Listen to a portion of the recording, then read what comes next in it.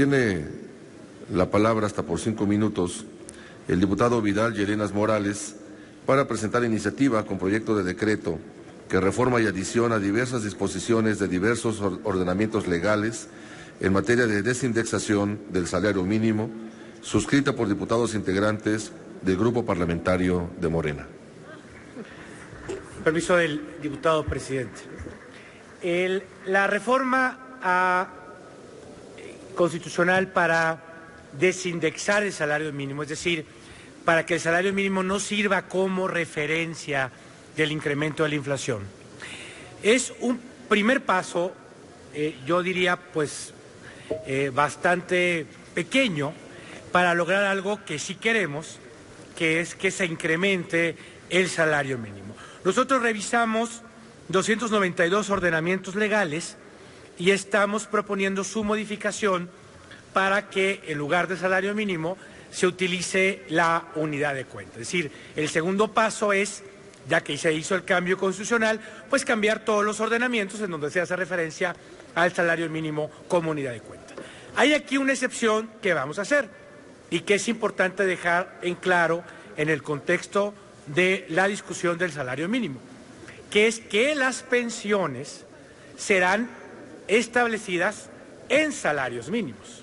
Es decir, todo lo referente a las pensiones no será la unidad de cuenta con la inflación de los años subsecuentes, sino que se tendrán que incrementar cuando se incremente el salario mínimo en proporciones mayores a la inflación. Creo que es uno de los puntos que deben de quedar en claro para que el incremento que vamos a tener de manera sustancial de salario, en caso que se dé, sea un incremento que se refleje también en las pensiones que reciben los mexicanos.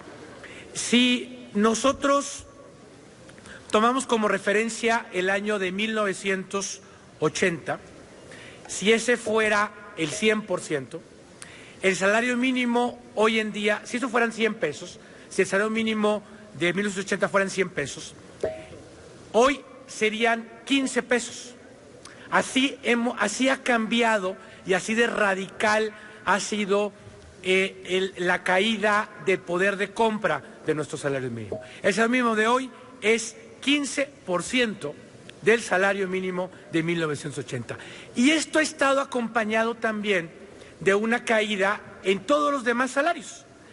El salario medio de hoy es el 65% del salario mínimo, del salario medio de 1980.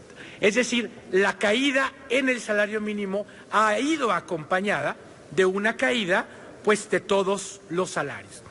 De hecho, la caída en la masa salarial, el deterioro del empleo, es el principal problema de la economía mexicana y la principal causa de desigualdad.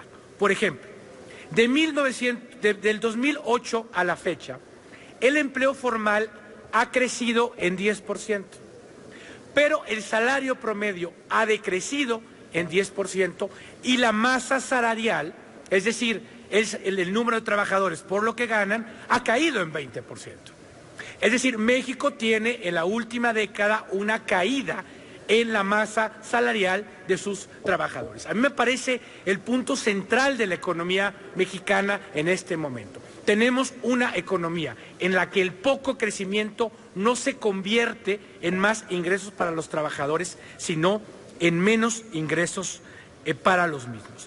Si tomáramos en cuenta cuánto eran las remuneraciones salariales con respecto al PIB en 1980, era el 80%. El 80% de la remuneración, de toda la masa salarial, era igual al 80% del PIB. Hoy es 27%. Es decir, el salario es mucho menos importante en relación al tamaño de la economía. La economía ha crecido mucho más de lo que ha crecido el salario en el país. Y esto implica, pues, que hoy tengamos 55 millones de personas en la pobreza. Lo que nos debe quedar claro es que la discusión de salario mínimo nos tiene que llevar a un incremento importante en el mismo que nos pueda acercar a los niveles de salario mínimo de los años 80.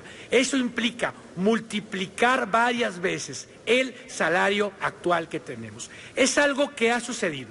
Países de América Latina y hoy los Estados Unidos están experimentando incrementos importantes de este salario que no se están traduciendo y no se tradujeron ni en mayor inflación, ni en caída de productividad, ni en caída en el empleo.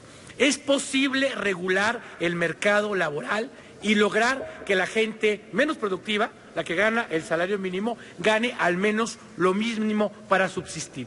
Y esta caída que hemos visto en el salario mínimo en las últimas 4 décadas también ha sido una caída en los salarios reales de los trabajadores. Y eso se explica pues por las políticas neoliberales que hemos tomado y porque no hemos tenido ni una regulación salarial, ni un sindicalismo capaz de realmente representar a los trabajadores e impedir la caída en el salario. Porque sin representación auténtica, sin salario mínimo y sin un gobierno interesado en incrementar el salario, lo que tenemos es hoy más pobreza y cada vez menos ingreso para los trabajadores mexicanos. Gracias. Gracias, diputado Vidal Llerenas. Túrnese a la Comisión de Hacienda.